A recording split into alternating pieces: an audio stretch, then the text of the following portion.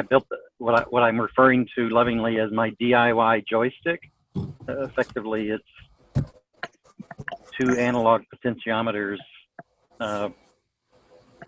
feeding into a Teensy, and then that's USB into the RPi. And I did that so that I can be sitting on the floor in front of my tractor adjusting the servo manually, and you know, the command velocity statement staying consistent as opposed to being variable. And I'm sure you guys are going to tell me, oh, there's a programmatic way to do that, and I just wanted to be able to move a potentiometer and have the servo move. But anyway, the learning is, don't enclose your Teensy without being able to get access to the reset button. So my solution to that was fire up my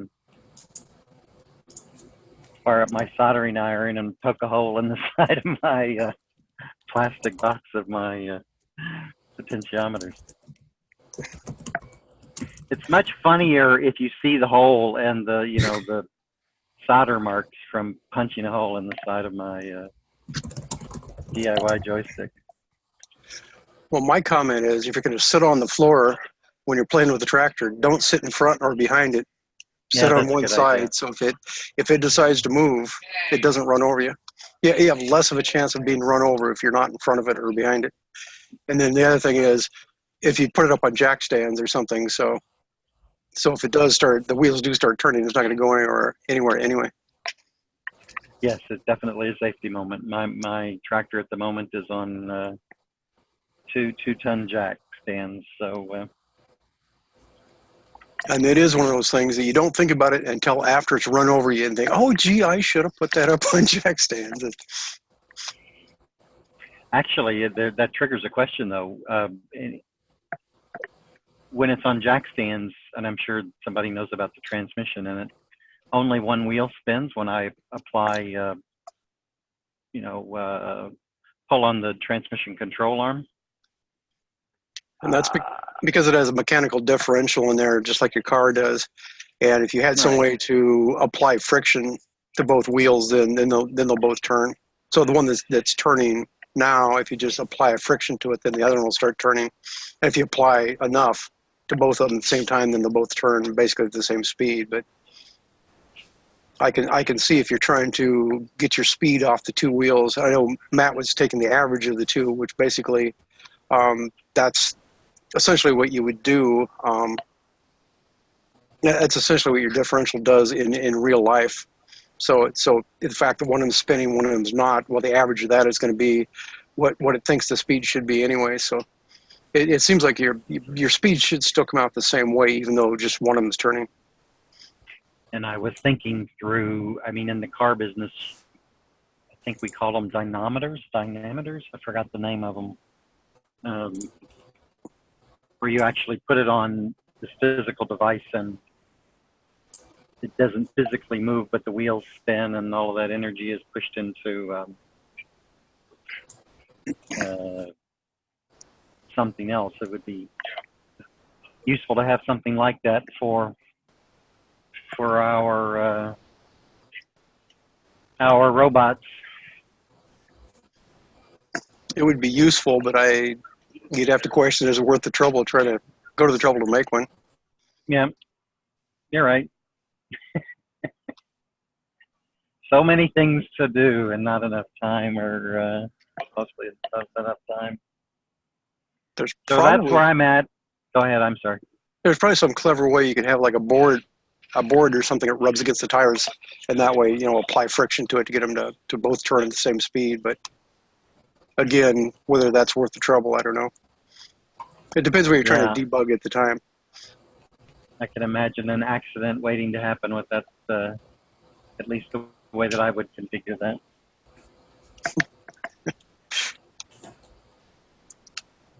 So that's my status. My status is servo under digital control, trying to write the program to take the speed from the ODOM sensor and implement the PID in order to adjust the servo arm based on a target meters per second. So I'm in the coding phase and was delayed by losing my teensies. So on your system, you have a separate teensy for each back wheel that you're reading. Is that correct? That is correct. A left and a right.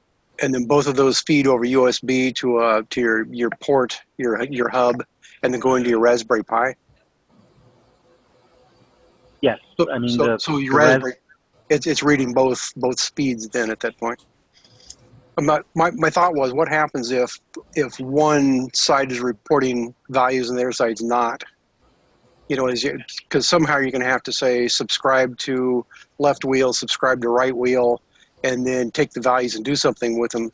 They're not necessarily coming in at the same time, and one of them might quit completely for some reason. I'm just wondering if you have something that handles that or not. That's why you have the advantage if both sensors are coming into the same processor, you can handle it at the low level before you send it out to the Raspberry Pi. So I just wondering how. Yeah. If you did anything special to handle that. So the Raspberry, remember there's 3 teensies on board mine at the moment. One inside the Super Servo, one inside or providing the left, let's call it ODOM or left speed, and one providing the right speed. The Raspberry Pi is doing nothing but facilitating the data bus. So the teensy inside of the Super Servo is subscribing to the left and right speed. The code isn't written on what to do if there's a dramatic difference between the right and left speed. Matt said that he just averaged the two, so that was going to be my my initial cut at the code inside of the Super Servo. So you have the servo itself is actually subscribing to both wheel speeds. I just assumed you would have a node on the Raspberry Pi that subscribes to the speeds and does whatever calculation that just sends out a position value to the servo.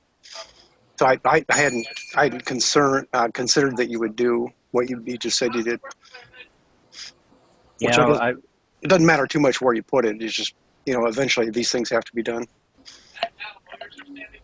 And my thought process was just to share was, since I was already putting a microcontroller inside of the Super Servo for failsafe, I'm like, well, hey, then I'm just going to turn that thing into, you know, a Super Servo that the goal is what meters per second target,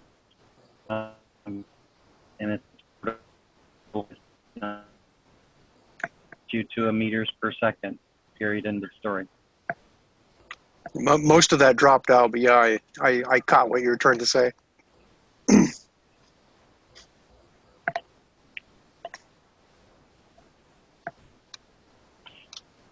So we'll see. You know, we'll see how stable these teensies are in the environment. But yeah, I was going to subscribe to both left and right speed and do all the calculations inside of Super Servo.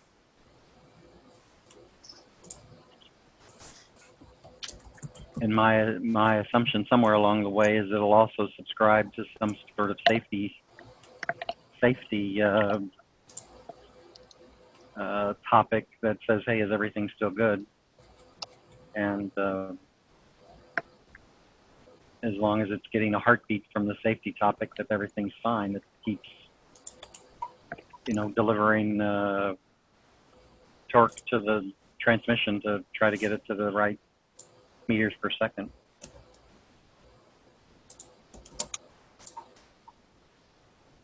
So that's where I'm at. Crazy teensy programming.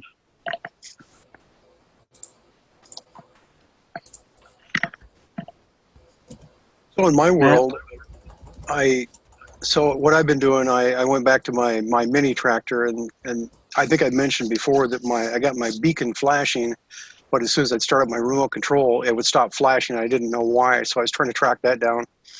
And so actually, I was keeping that in the back of my mind that I need to fix that problem. And then I thought, well, I'll go ahead and instead of making just randomly flash like it was doing, I put in things so it actually, I could do a slow blink or fast blink. And then I got it on my remote control. So if the e-stop from the remote control is turned on, down, the beacon flashes red. And if you turn on all the e-stops, everybody's happy, then it'll flash orange, meaning you're just manually driving around. And then I got the switch that we normally use for the autonomous mode. If you put it in autonomous mode, the light blinks blue now. And also, if it goes into the e-stop indication, it does the fast blink, and the other ones just do a slow blink. So just to have it, so I can say that's what it's going to do. You know, I put that together, and I can't show you because somebody took my camera and hasn't brought it back. So I should go track that down after the meeting. And then so I started looking at this thing about it failing, and it's got it says I2C transmit, and it's got a return code on it. And I was, like most people, I just ignore the return codes on these things. So I put a return code on there to print it out, and I let it run for a while, and it pops up when the thing quits blinking, the number changes from a 0 to a 2, and 0 means that's their HAL OK, which means there are no errors, and the 2 says that the I2C interface is busy. I'm not sure exactly what that means. I think it means it started its transfer and for some reason didn't finish the communication somewhere along the line. So I started digging through the internet, and it turns out there might be a problem with the I2C peripheral on this thing. That somebody said, oh yeah, you randomly get these busy signals, and here's some bizarre stuff you can do to get around that. And so I thought, well, if I could just clear that busy bit, that might fix it. But then as a brute force thing, I just went into my code and said, if it returns anything other than an OK, I'll just call the initialize routine and just reinitialize the port again and see if that fixes it. And unfortunately, after I did that, it hasn't failed again. So I don't know if that works or not. But looking back, and I think I put that right in the middle of an interrupt routine, so I should pull it out of there. I'll just put a flag saying reset the interface. And then in my main loop, which is running at like 186 megahertz, I'll just say if that flag is set, reset the port, and then clear that flag. So I'll see if that gets around it, because to run that board, and again, it's this little board that Al can't see if he's driving around, but anyway, it's that little board, and it's got an I2C interface on it. And there's a bunch of commands you got to send out. You got to tell what frequency to run at it, and there's various things you have to tell it. But I think the board is probably still configured at this point. It's just that I have to reset the interface on the microcontroller. So I'm going to try that and go down that path and see if that fixes it. And it could be that it's noise in my system that's causing that to happen, or it just could be it's a random thing that really is a bug in the processor chip itself that's going to cause that. So I'll see if that gets around it. And it's not really critical, because since I'm just putting out, it's flashing lights and stuff with it, it's not a critical thing. If I lose one message, it's not the end of the world, because I just keep repeating every time it blinks to turn on or turn off, I send out a message for that. And if it comes along and has that problem and I reset it, you probably won't even see anything change if that actually works the way I want it to. So that's kind of where that thing's at. And then today... Can I ask though, Jeff? Yeah. I mean, I'm unstable IC squared communications is catastrophic to me. That's what my position sensors are talking. Wow, I'm interested in what you found about IC squared. Well, monitoring. You can't get it to run at all, can you? On your board that you're playing with? Oh, my position sensors, the magnetic deals, they're running fine. At least they appear to be. Oh, I thought you were talking about back to the blue pill where you couldn't get the I2C interface to run. So you're actually talking about something different here then. No, I think I'm talking about the same thing. My position sensors are plugged into the Teensy now, and they're talking IC squared to the Teensy to provide position data. Are you uncovering that IC squared is not really stable? I found out that possibly on the ST micro part, it may not be stable. Now, the Teensy has I think it's a derivative of Motorola. I can't remember what the brand name of that one is, but it's got a different processor on that board. So you probably don't have, whatever this problem is, you probably don't have that. Got it. Okay. But it still may be, somewhere along the line, there still may be a problem where, if you're picking up noise, it still may do something funny to you. So that still may be something down the line you're going to have to look at. But wait to see what it does, and then we can attack it then at that point. Cool. And then you were about to say something else that was going on in your world. So a couple of things. One, I ordered a battery charger today because I keep driving my robot around. It's got that battery monitor on it, and the numbers slowly going down day after day. And I thought, well, I should charge it up. And I thought it'd be nice just to have a charger built right into it. So I ordered this one on eBay, and it's just it says $15, and it's some kind of automatic charger.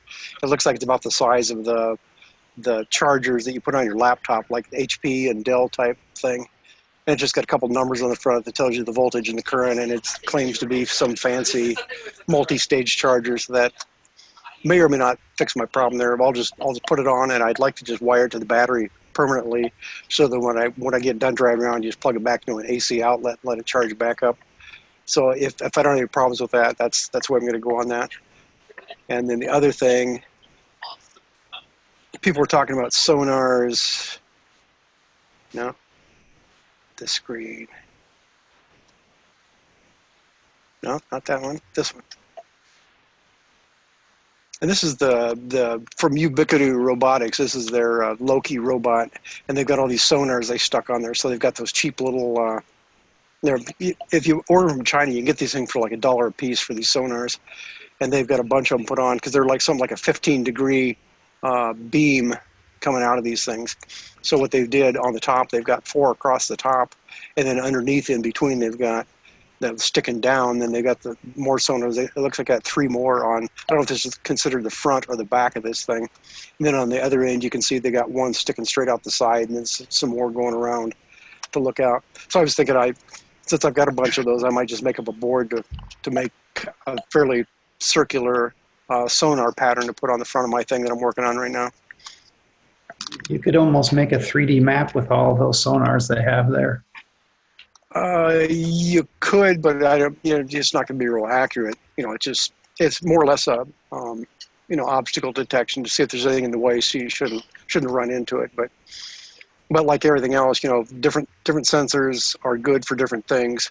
The sonar likes to see hard objects, but if you have something like the curtains, that just absorbs the sound and you don't see it, and sometimes a hard object that bounces off. Whereas if you have something based on light, again, if something reflective might cause problems, and if it's too black, it's going to cause problems. So if you get all the different sensors running at the same time, hopefully one of them is going to catch the fact there's something in front of you shouldn't run into, and that's kind of the reasoning on that. And I've never actually played with these other than hook it up to see if you move your hand, you can see the number changing. But I've never wired up a bunch of these and run that. Some previous ones, I built a robot that was a round robot, and back in the early days of robotics, everybody made a servo ring where they had, I think, 24 sonars and they'd use the Polaroid type sonars, so it was the big round ones. And I found a bunch of the surplus one time that were, they said they're limited to 10 feet. And so somebody had custom ordered these, and then they're dumping them. So I put 16 of those on my sonar ring. And that one, I could read all of those and then load them in and then plot them back out as I was driving around. And this is before I was playing with ROS. So in ROS, I could have loaded that right into a cost map or something. But just driving around, I could see, a full 360-degree ring of responses from that. So it does become very handy to have that. And so as you're driving out, say if you're driving out a hallway or something, you can keep yourself centered in the hallway. You can actually do hallway following by using the sonar. And if you're out in a parking lot, you don't want to run into cars or anything else. So again, it's just one more thing that you can add to it and see what it does. And the intention of my thing I'm building right now, it's big enough that here at work they buy those, somewhere over the box we've got a $5,000 Delphi radar that we decided was too expensive and too hard to use. And if there's a brand new one laying in a box, I could put that on it. Or we've got the smaller ones from Preco, I think is what they are. And they're actually about 4 or 5 inches square. And I could mount one of those on the front or the back or both just to play with that. I think there's some of those laying around. But the intention was this thing's big enough that, if I got brackets, I can put on whatever sensors we normally use, stick them on there and feed it into ROS or feed it into our controller if that's what people want to do with it. So that's kind of where I'm at the moment. I'm still just playing with the thing. The other day I thought, well, In fact, it was last night. I got done early at work, and so I was going to switch over to my robotics. And what do I work on now? But there's like an infinite list of things that have to be done.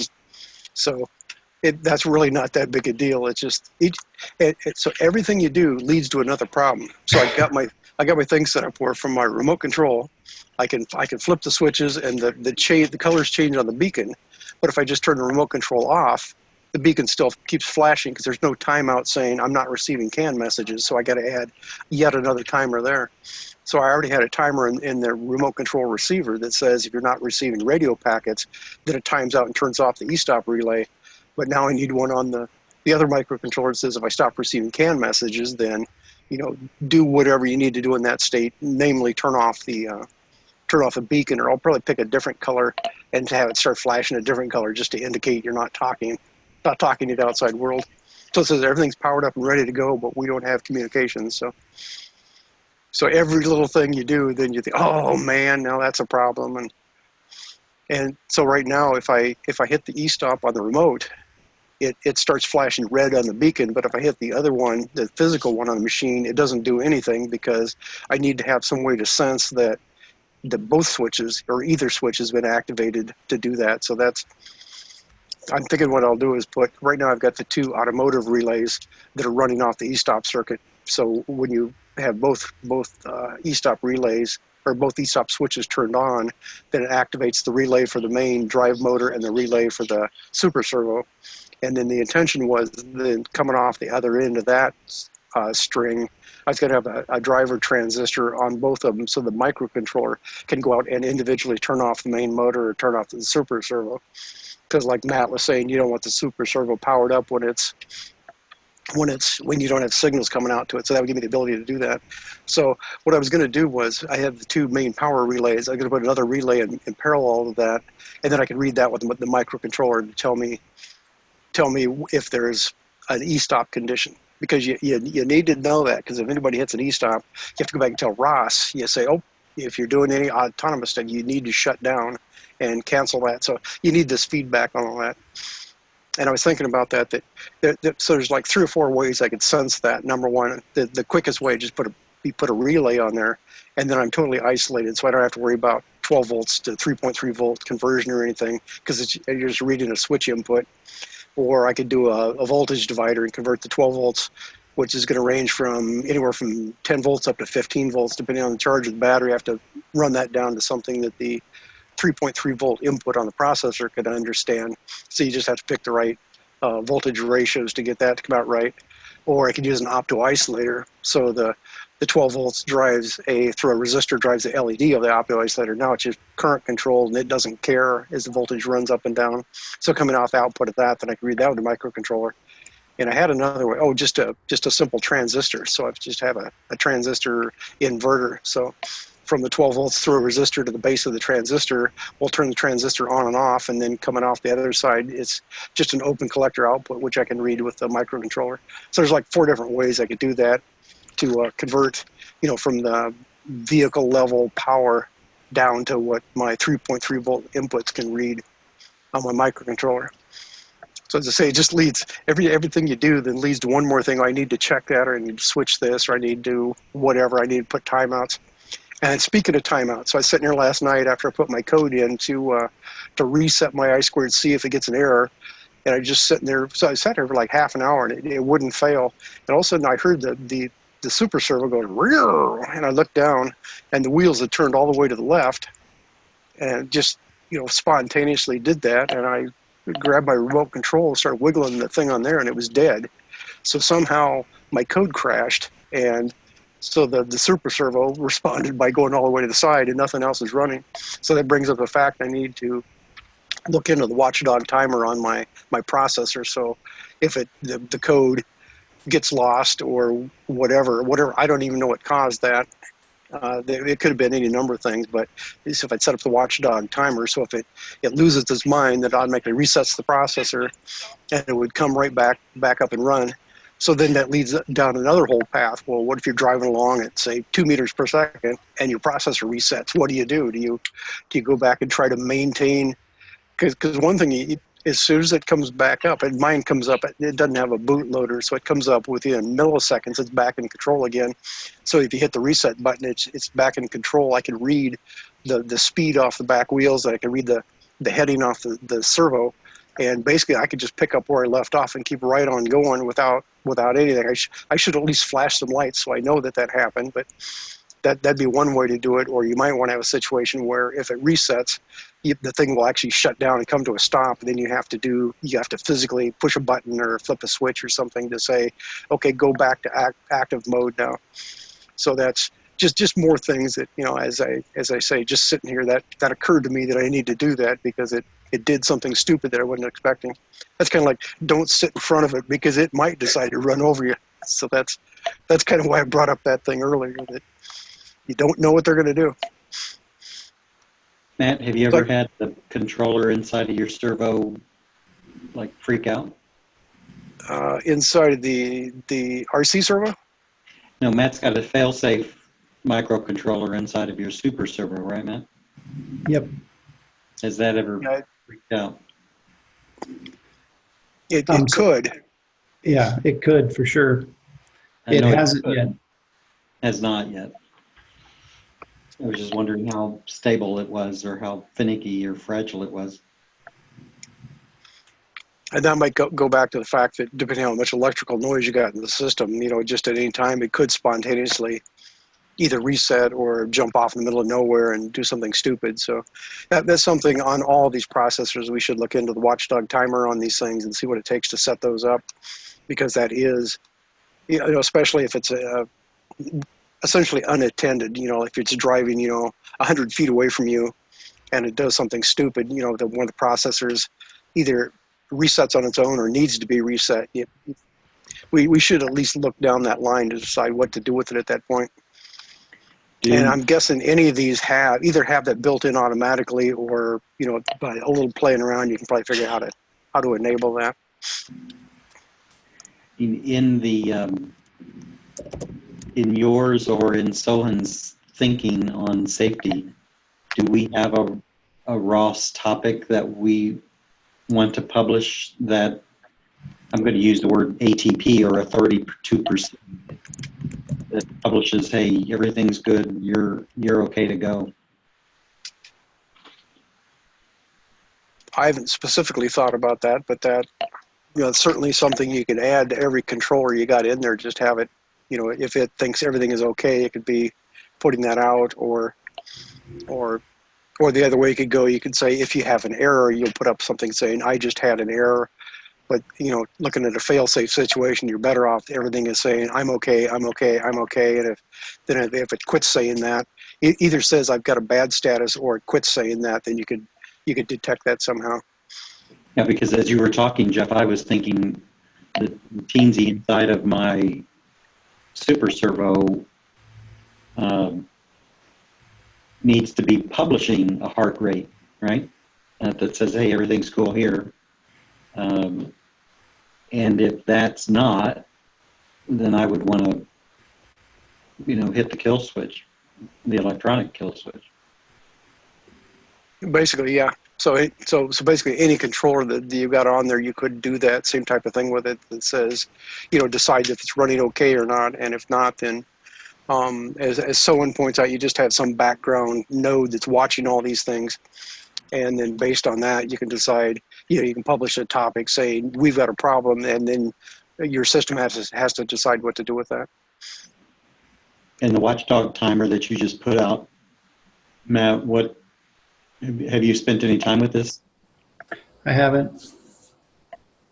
Kind of the way the safety node was going with someone was building, basically it goes into that command mux, and then the safety node has priority. So if it detects an error, then it will stop your robot. But adding the safety checks in there is a good practice.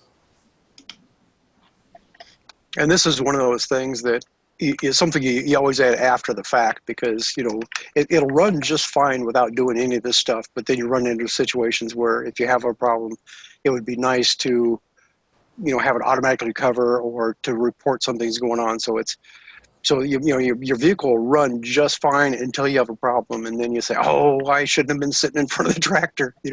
So it comes back to that. Goes back to that mentality that, eventually that's just one more. You can have a whole list of things we're going to add someday, and that so you can add it to that list and attack it that way. And as far as the watchdog timer, typically microcontrollers have that built right into it. So, any microcontroller you buy has some hardware built into it, or it's got like a timer that counts up.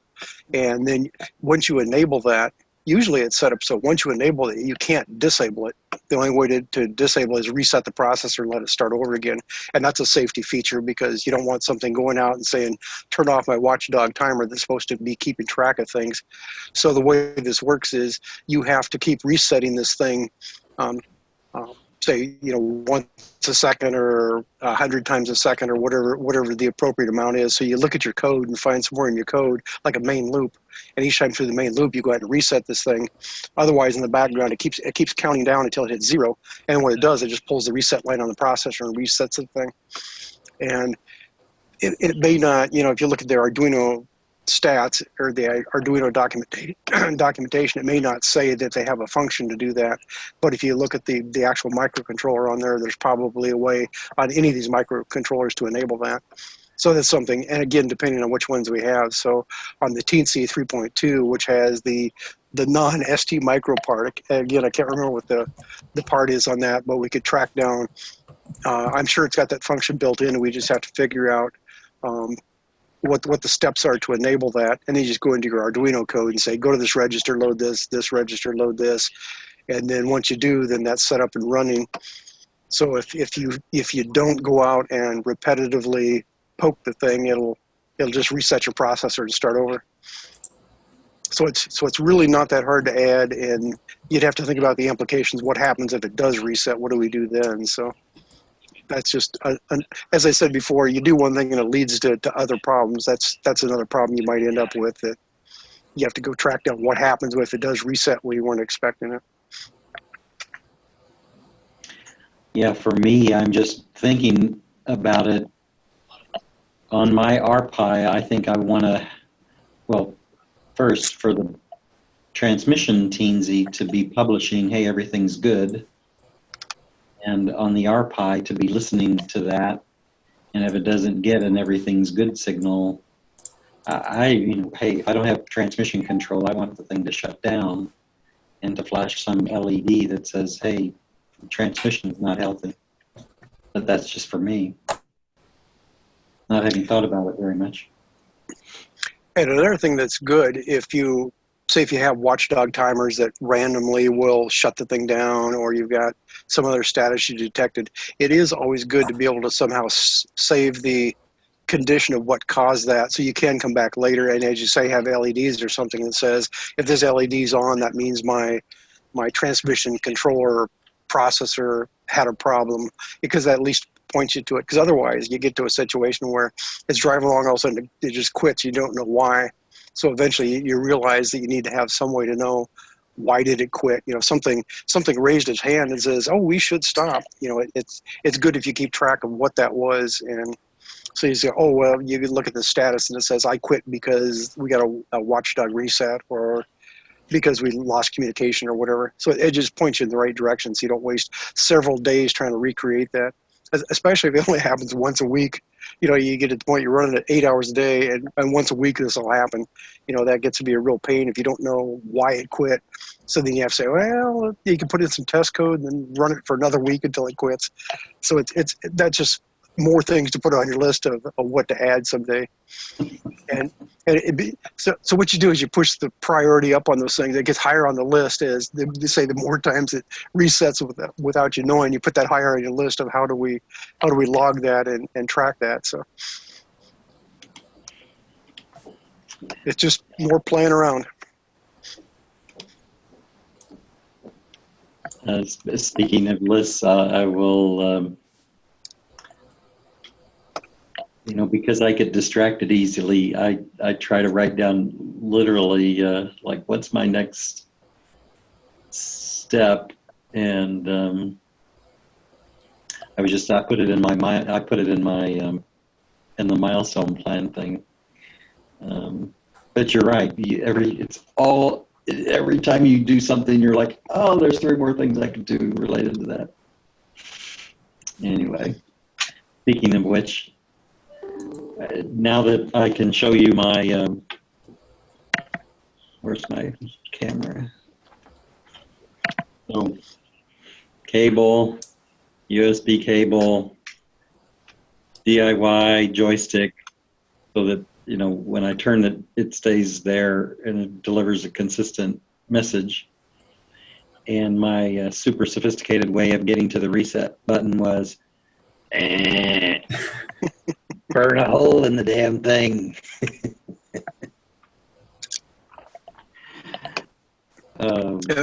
Why do you need the reset button? Is that when you program it, you have to sometimes press the reset button? Again, because I don't really have a good way of figuring it out. The teensy failed, and I didn't have any visual clue as to what was causing it. And I just one time I was able to get it back online by resetting it, and so there's something going on, probably electrically, that's locking it up that I need to. I don't know, figure out what's going on. So I'm not sure that I need the reset button, but I think I need it until I can figure out how often I'm losing the teensy, and then therefore figuring out what the heck's causing that. Well, I know on the Arduino IDE for that, every time you go to program, it pops up that little box saying, oh, if you need to, you can press the reset button to get the downloader to work. And that, I assume it's something associated with that it got into a state where, you know, since you had to put it on a Windows machine, I don't know why the Linux didn't understand it, but once it's on the Windows machine and then you go to download, you might have to hit the reset button to put it in the right mode. And then once you put the code in, that gets rid of whatever your problem was that had worked its way into it. So, and in the teensy, there is a reset button on the back of it. Trying to pull it up and share.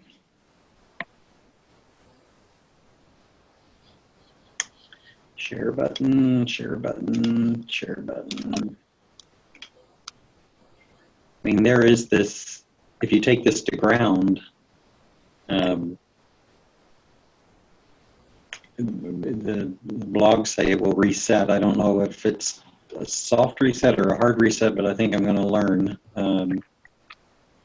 because as an example, there's no way. I mean, with the transmission controls teensy, I'm not ever going to get physical access to that button. I'm going to have to run a wire off of this thing in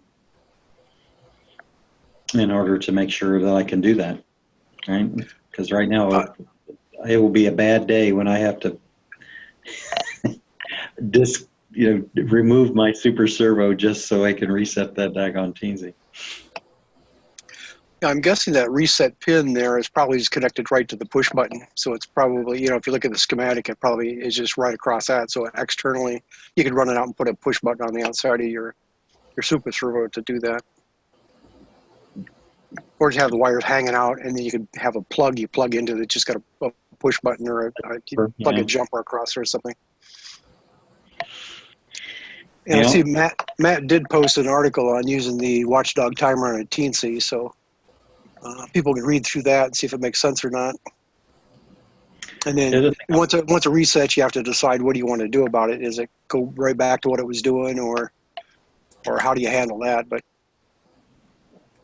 the other thing I'll ask you guys while I've got you, I mean, I went down the physical route of creating this DIY joystick. Have you guys used or seen anybody use any of these what's referred to as robot web tools? I mean, and the reason it's interesting to me is I'm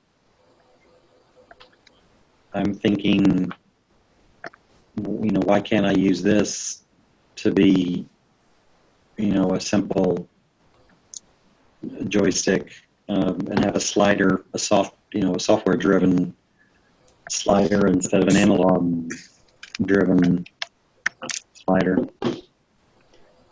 Yeah, so like in ROS, there's probably 100 ways to do that. You can use just rostopic pub and then publish a twist command right from the command line and set the values what you wanted. Yeah, You but can also- remember, think of adjusting the PID values, right? What's the easiest way to adjust PID values as we're tuning the PID? I'm thinking it would be fantastic to have, something like that or something like this, where I'm just sliding the values instead of mucking around with the keyboard. Yeah, you can use RQT also has steering control. Has a slider bar, basically just a slider that sends out a command velocity message. Just depends on what you want to do. You can see in the Slack channel, I posted a screenshot of that in the ROS.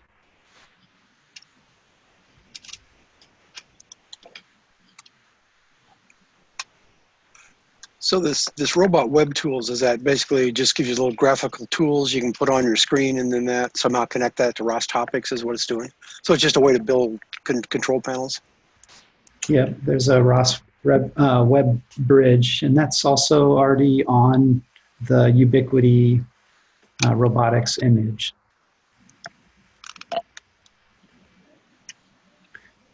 So I'll show you one way you can do it. Obviously, there are a number of ways,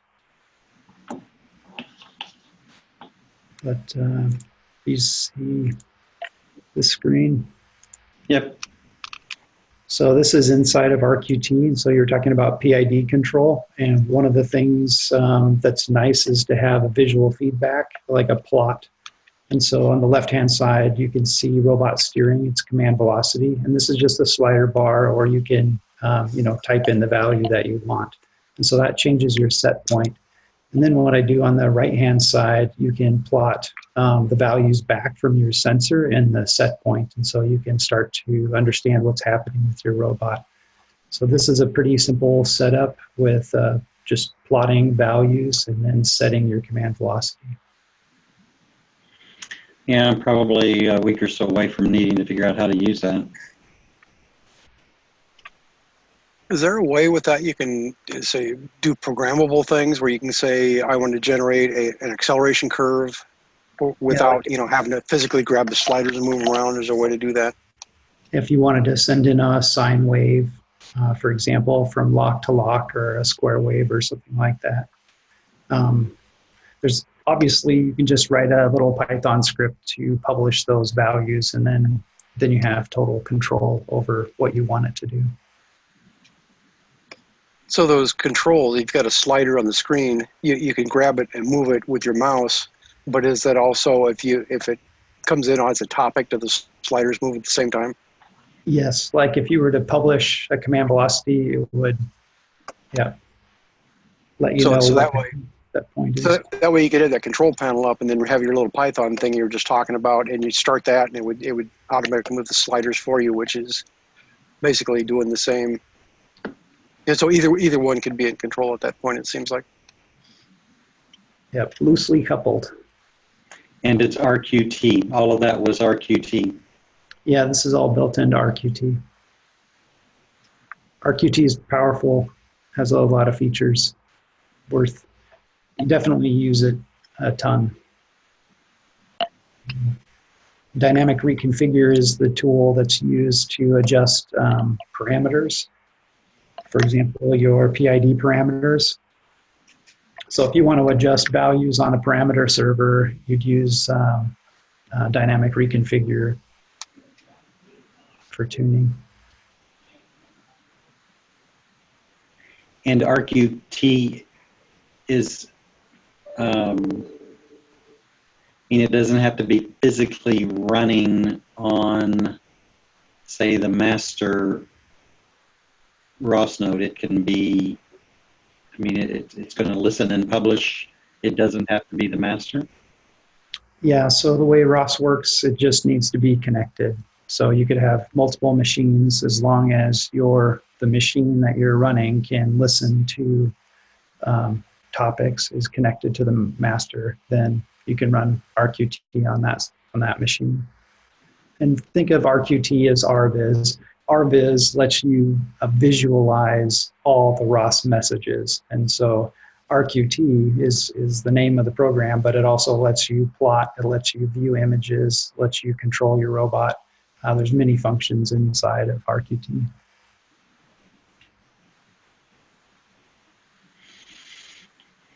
Yeah, sounds like a very useful tool.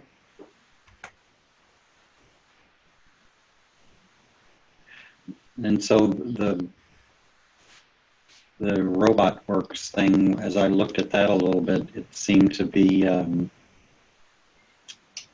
more around teleoperation too. So it was, but again, if RQT, I mean, if you're on a VPN, it's not going to know whether you're 5 feet away or 5 miles away. I'm assuming, right? Yeah, and there's ROS Android apps that have joysticks that just connect into your ROS master, and then you can move the joystick on your cell phone and drive it around.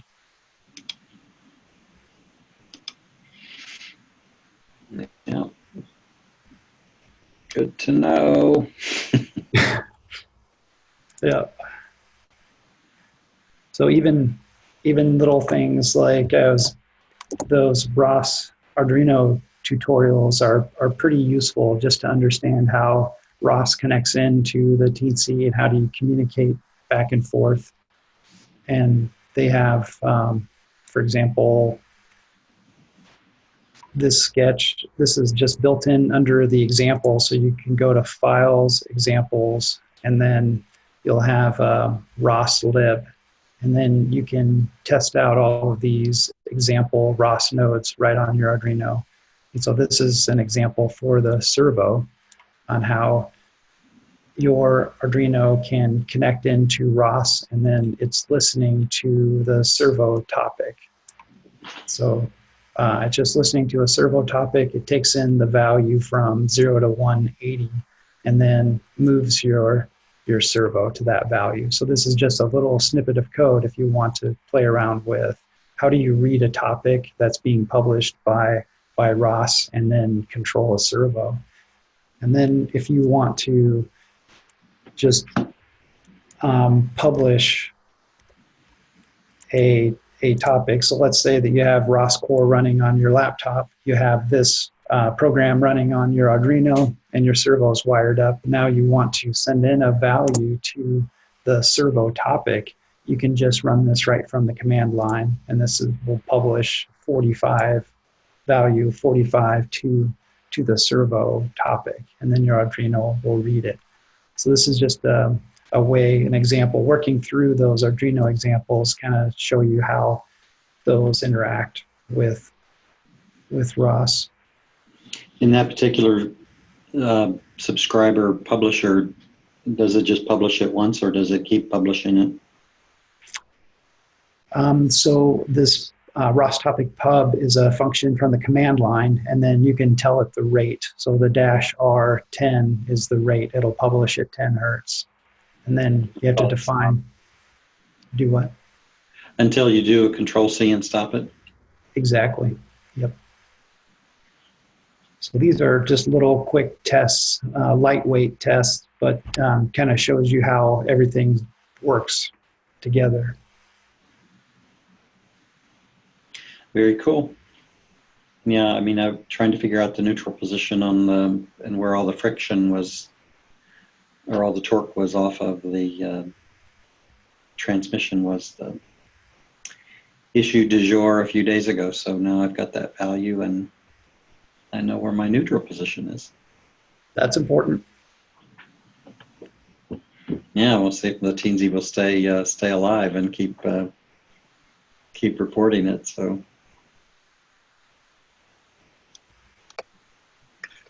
I do notice that those links that Matt posted, first he posted one that's a watchdog timer in ROS, which means it's something in a node is watching to see if, from a software standpoint. So it's probably based on topics or whatever. I'm not sure what it's doing there, but so that's the example of how you do it, in the ROS world itself. And then the second link he posted was a watchdog timer right on a Teensy. So it's down at the hardware level, the microprocessor itself. So it's two different concepts going on there. So it's good to see both of those. And that's similar, like on my radio remote, where I had a timer based on the radio packets coming in. So it's the same kind of concept where if it stops receiving packets, then after the timeout it turns off the e-stop relay, so it shuts everything down. So again, at every level you can build in these things that are watching for the correct things to happen, and if they don't, then you can decide what to do with it.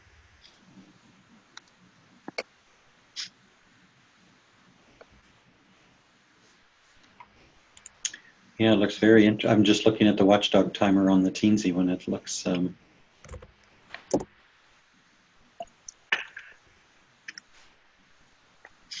at the hardware level like that, that's built right into the microcontroller itself. When they build the thing, that's just a function that almost all microcontrollers, any modern microcontroller will have that. I think even the original AVRs on the original Arduinos probably have that built in somewhere. And it's just a matter of, it's good practice to turn that on and use it, but most people don't. After they have problems with it, they say, oh, let's go back and look at that and research it and turn that on. And then it's good. It's nice that it's built right in. Otherwise, you have to add extra parts onto your board, because you can do this externally too. You can have your software go out and toggle a pin in your main loop, and then have some kind of a timer that says if you don't keep resetting that timer, then it actually physically pulls the reset pin on your processor. So that's something else. That's another way to do it if it doesn't have that actually built in. there's also what looks like super interesting section here about after a WDT reset, polling some registers to display why the MCU is reset. That'd be cool. I think that's another thing that most modern processors will have, that there's a status register, because if you hit the reset button or there's various, because if you look at the list, depending on the microcontroller, it have various things that would have caused the processor to reset. So that's another thing after the fact you can go out and find out. That's kind of like I was saying before, on your complete vehicle, if you had something that shut it down, if you have some way to find out what happened there, but this is down at the actual microcontroller hardware level, you can find out why that particular processor reset, and you might be able to find out from that, you might be able to tell whether it was noise that caused the processor to reset, or it was a watchdog timer, but you don't really know why that fired in the first place. It could be that you got noise and your program jumped out in the middle of nowhere and it stops pulsing it and causes a watchdog. So there's actually lots of different. It still doesn't solve all of your problems, but it gives you more tools to get closer to making it to run reliably, or at least recover reliably from these things. Yeah, Jeff, earlier you said when you do stuff, you find 3 more things that need to be done. This is just like Costco. I go there and I find stuff I didn't even know I needed, and now I have more things. Yep. Jeff, Jeff, you get those home and you find out, oh, I got to get some other stuff to go with this now. So someone created the Teams project on the GitHub account. And so there's a place for discussions. And so like the items that you may think about, but maybe aren't prioritized on the list, may be good to just drop a note in there. I sent a link to that example, and I posted the watchdog timer. And then maybe whoever's someone's a project lead over the safety area, we can start prioritizing those and then adding them. I have a bit of a problem with my GitHub account now. I've somehow lost my 2-factor authentication thing. So one more thing.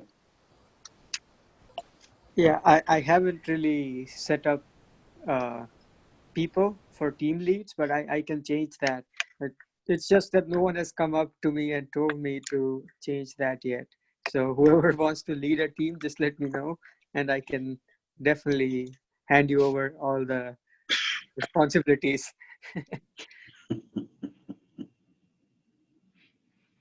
I'm sure there's an increase in pay that comes with that, right? So Double. double, good deal. That's what my dad used to say. I'll double your wages. Thanks, Dad. That's when I Okay. learned whatever you times by 0 is 0. That's right. That is a complicating factor. I mean, So- if you consider your wages in terms of experience or knowledge, it definitely Okay. will double. So That's true. That is true. So, anything going on in your world you want to talk about? not really. Just hanging on or hanging out, or I don't know what to say. But yeah, just keeping at it. I think learning new things. Every day, keep learning. Matt, anything else to share? More fun. How are the guys in Argentina doing? Good. They're learning. We're learning. So there's a team down in Argentina that's mounting. They bought a lawn tractor and they're mounting hardware. And then there's a software development company in Buenos Aires that are going to take a look at our software stack as far as the navigation setup. And so we'll get some other eyes on how the navigation system is set up. Have you seen any pictures of how big of the tractor they bought? It's a small little lawn tractor. I'll try to dig one up and post that up. And hydrostatic transmission? Okay, it's a little bit different. It's like a shifter on the steering wheel to go forward and then reverse and then neutral, kind of like a shuttle shift, but old school.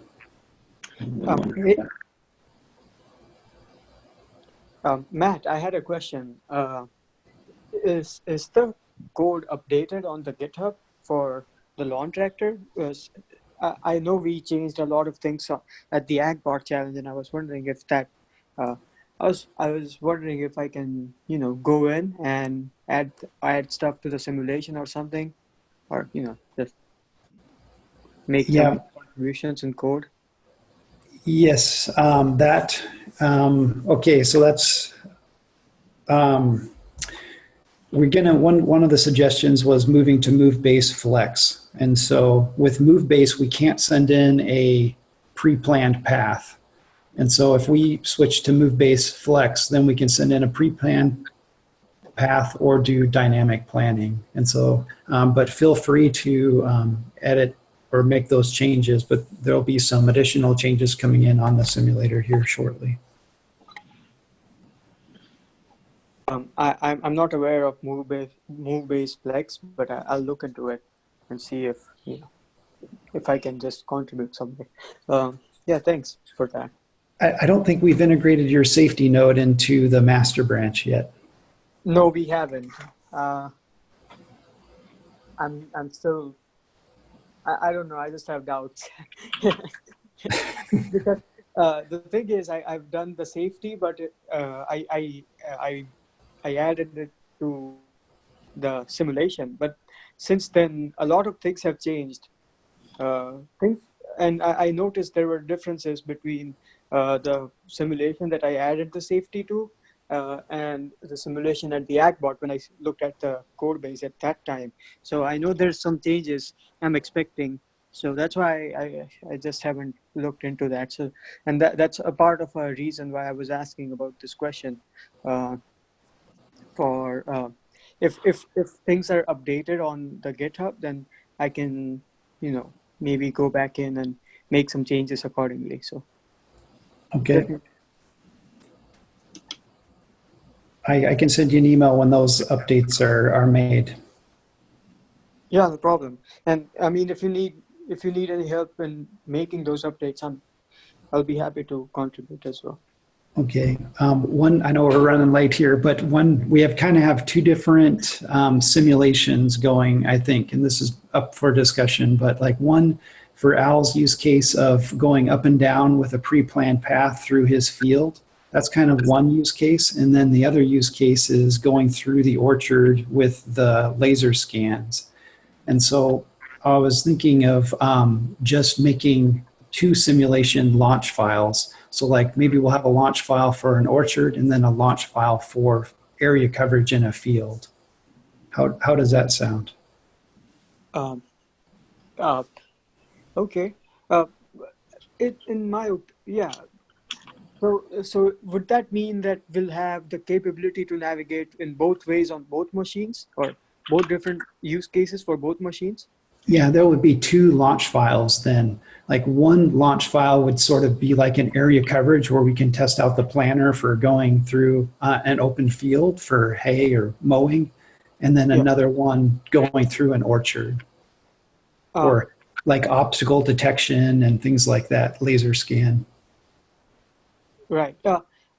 How does this sound? Having different branches and adding packages according to need. So if I want to approach something like making back and forth passes, then I would just select these packages and you just download that and have a launch file for that particular use case. Yeah, makes sense. I don't know. I still need to understand what you're saying, and just because I think there might be different hardware on each cases, because you don't really need a laser scan on when you have a fixed path, but you need a laser.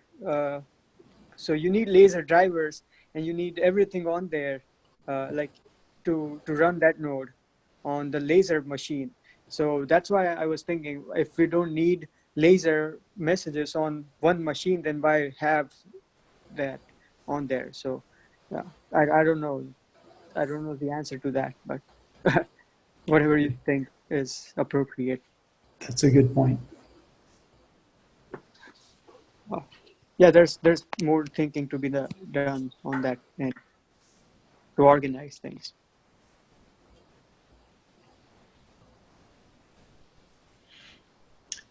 Any more, guys? Not me. Good. Okay, Jeff, just 6 more things added to your list. Easy peasy. Have a great weekend, guys. Thanks. You too. Okay, see you.